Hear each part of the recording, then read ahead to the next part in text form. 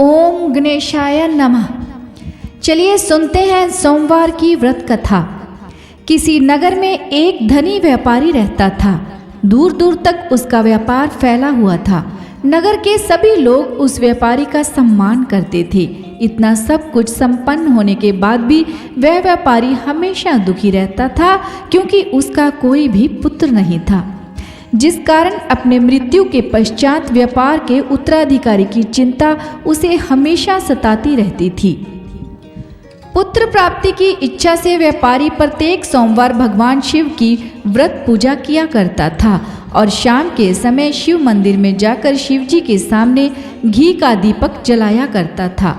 उसकी भक्ति देखकर मां पार्वती प्रसन्न हो गई और भगवान शिव से उस व्यापारी की मनोकामना पूर्ण करने का निवेदन किया।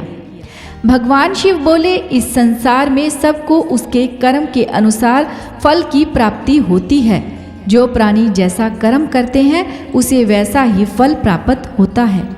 शिवजी द्वारा समझाने के बावजूद मां पार्वती नहीं मानी और उस व्यापारी की मनोकामना पूर्ति हेतु वे शिवजी से बार बार अनुरोध करती रही। माता के आग्रह को देखकर भगवान भोलेनाथ को उस व्यापारी को पुत्र प्राप्ति का वरदान देना पड़ा। वरदान देने के पश्चात भोलेनाथ मां पार्वती से बोले, आपके आग्रह पर मैंने पुत्र प्राप्ति का वरदान तो दे दिया, परंतु इसका यह पुत्र 16 वर्ष से अधिक समय तक जीवित नहीं रहेगा। उसी रात भगवान शिव उस व्यापारी के सपन में आए और उसे पुत्र प्राप्ति का वरदान दिया और उसके पुत्र के 16 वर्ष तक जीवित रहने की भी बात बताई। भगवान के वरदान से व्यापारी को खुशी तो हुई, लेकिन पुत्र की अल्प आयु की चिंता ने उस खुशी को नष्ट कर दिया। व्यापारी पहले की तरह सोमवार के दिन भगवान शिव का विधिवत व्रत करता रहा। कुछ महीनों के बाद उसके घर एक अति सुंदर बालक ने जन्म लिया और घर में खुशियां ही खुशियां भर गई। बहुत धूमधाम से पुत्र जन्म का समारोह मनाया गया, परंतु व्यापारी को पुत्र जन्म की अधिक खुशी नहीं हुई, क्योंकि उसे पुत्र की अल्प आयु के रहस्य का पता था। जब पुत्र 12 वर्ष का हुआ तो उस व्यापारी ने उसे उसके मामा के साथ पढ़ने के लिए वाराणसी भेज दिया। लड़का अपने मामा के साथ शिक्षा प्राप्ति हेतु चल दिया। रास्ते में जहाँ भी मामा भांजे विश्राम हेतु रुकते, वहीं यज्ञ करते और ब्राह्मणों को भोजन कराते। लंबी यात्रा के बाद मामा भांजे एक नगर में पहुँचे। उस दिन नगर के राजा की कन्या का विवाह था, जिस कारण पूरे नगर को सजाया गया था। निश्चित समय पर बारात आ गई, लेकिन वर का पिता अपने बेटे के एक आंख से काने होने के कारण बहुत चिंतित था। उसे भय था कि इस बात का पता चलने पर कहीं राजा विवाह से इनकार ना कर दे, इससे उसकी बदनामी भी होगी। जब वर के पिता ने व्यापारी के पुत्र को देखा तो उसके मस्तिष्क में एक विचार आया।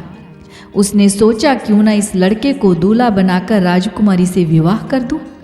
विवाह के बाद इसको धन देकर विदा कर दूंगा और राजकुमारी को अपने नगर ले आऊंगा।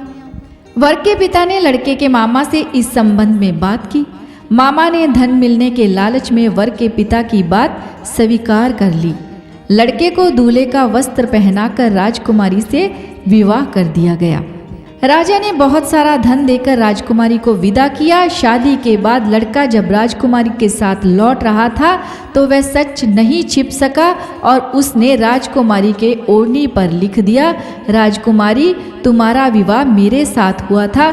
मैं तो वाराणसी पढ़ने के लिए जा रहा हूँ और अब तुम्हें जिस नवयुवक की पत्नी बनना पड़ेगा वह कान्हा है। जब राजकुमारी ने अपनी ओढ़नी पर लिखा हुआ पढ़ा तो उसने काने लड़के के साथ जाने से इनकार कर दिया। राजा को जब ये बातें पता लगी तो उसने राजकुमारी को महल में ही रख लिया। उधर लड़का अपने मामा के साथ वाराणसी पहुंच गया और गुरुकुल में पढ़ना शुरू कर दिया। जब उसकी आयु 16 वर्ष की हुई तो उसने यज्ञ किया। यज्ञ के समाप्ति पर ब्राह्मणों को भोजन कराया और खूब अन्न वस्त्र दान किए। रात को वह अपने शयन कक्ष में सो गया। शिव के वरदान के अनुसार शयन व्यवस्था में ही उसके प्राण पखेरु उड़ गए। सूर्य उदय पर मामा मृत भांजे को देखकर रोने पीटने लगा। आसपास के लोग भी एकत्र होकर दुख प्रकट करने लगे। लड़के के मामा के रोने विलाप करने के स्वर समीप से गूंजते हुए भगवान शिव और माता पार्वती जी ने भी सुने। माता पार्वती ने भगवान से कहा, प्राणनाथ, मुझे इसके रोने के स्वर सहन नहीं हो रहे, आप इस व्यक्ति के कष्ट को अवश्य दूर करें। भगवान शिव ने माता पार्वती के साथ अदृश्य रूप में समीप जाकर देखा तो भोलेनाथ माता पार्वती से बोले, यह तो उसी व्यापारी का पुत्र है जिसे मैंने 16 वर्ष की आयु का वरदान दिया था। इसकी आयु पूरी हो गई है। माँ पार्वती ने फिर भगवान शिव से निवेदन कर उस बालक को जीवन देने का आग्रह किया। माता पार्वती के आग्रह पर भगवान शिव ने उस लड़के को जीवित होने का वरदान दिया और कुछ ही पल में वह जीवित होकर उठ बैठा। शिक्षा समाप्त करके लड़का मामा के साथ अपने नगर की ओर चल दिया। दोनों चलते हुए उसी नगर में पहुंचे जहां उसका विवाह हुआ था। उस नगर में भी यज्ञ का आयोजन किया। समीप से गुजरते हुए नगर के राजा ने यज्ञ का आयोजन देखा और उसने तुरंत ही लड़के और उसके मामा को पहचान लिया। यज्ञ के समाप्त होने पर राजा मामा और लड़के को महल में ले गया और कुछ दिन उन्हें महल में रखकर बहुत सा धन, वस्त्र आदि देकर राजकुमारी के साथ विदा कर दिया। इधर भूखे प्यासे रहकर व्यापारी और उसकी पत्नी बेटे की प्रतीक्षा कर रहे थे। उन्होंने प्रतिज्ञा कर रखी थी कि यदि उन्हें अपने बेटे की मृत्यु का समाचार मिला तो दोनों अपने प्राण त्याग देंगे, परंतु जैसे ही उसने बेटे के जीवित वापस लौटने का समाचार सुना तो वह बहुत प्रसन्न हुआ। वह अपनी पत्नी और मित्रों के साथ नगर पर पहुंचा। अपने बेटे के विवाह का समाचार सुनकर पुत्रवधू राजकुमारी को देखकर उसकी खुशी का ठिकाना न रहा। उसी रात भगवान शिव ने व्यापारी के सवपन में आकर कहा, हे श्रेष्ठी, मैंने तेरे सोमवार के व्रत करने और व्रत कथा सुनने से प्रसन्न होकर तेरे पुत्र की आयु लंबी प्रदान की है। पुत्र की लंबी आयु जानकर व्यापारी बहुत प्रसन्न हुआ।